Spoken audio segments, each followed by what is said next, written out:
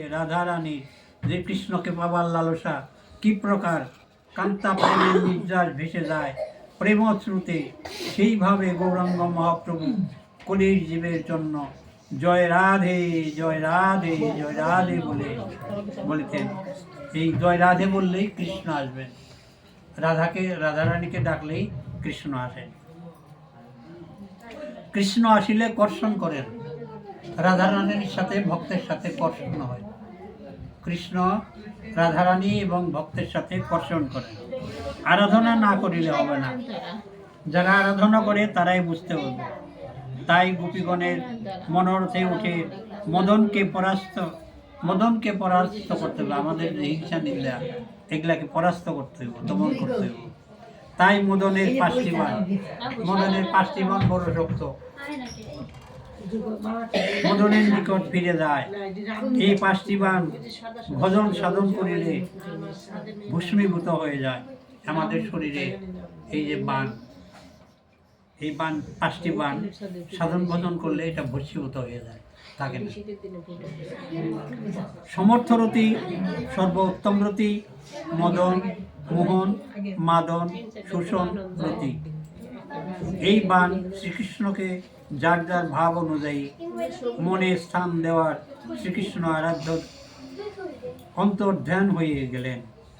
সৎসঙ্গে স্বর্গবাস, সৎসঙ্গে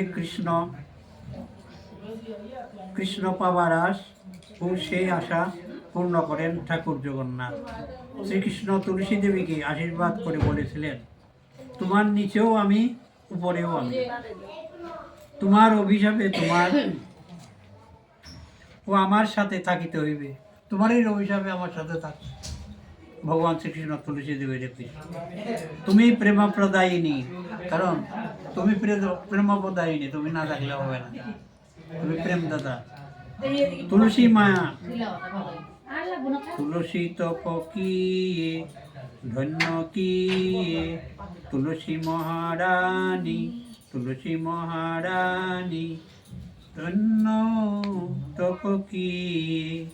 যে তোমার শরণ লয় তার মনোবাঞ্ছা পূর্ণ হয়, যে তোমার শরণ লয় তার মনোবাঞ্ছা পূর্ণ হয়। কৃষ্ণ সেবা দিয়ে তারে করো নিজ দাসী, তুমি কৃষ্ণ সেবা দিয়ে তারে করো নিজ দাসী। নম নম তুলসী ধন্য তব কি, নম নম।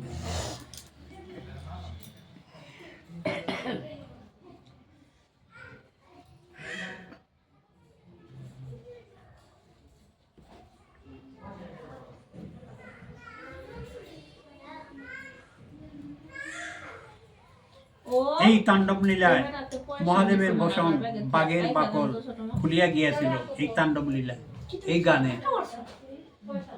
তাহার বাহ্যিক জ্ঞান ছিল না। তাই গৌরী হরের তাণ্ডব লীলায় যে বাহ্যিক জ্ঞান থাকে না, তাই কেহর যদি সাধনে মগ্ন থাকেন সে বুঝিতে পারিবেন। যার উৎকণ্ঠায় উদয় হয় সেই জানে, অন্য কেহ জানিতে পারিবেন না। দেবতা চিনিবে চরণে, দেবতাকে চিনা যাব চরণে, দেবতাকে চিনা যাব চরণে পাইয়ে, মানুষ চিনিবে মরণে। বন্ধ করে বোঝা যায় এ কি ছিল, জীবিত সময় বোঝা যায় না। পদচিহ্ন পদাঙ্কুশ শ্রী গোবিন্দর চরণে, পদাঙ্কুশ চিহ্ন শ্রী গোবিন্দের চরণে। ধ্বজ বজ্র চিহ্ন রাসলীলা গোবিন্দ লীলা আমরা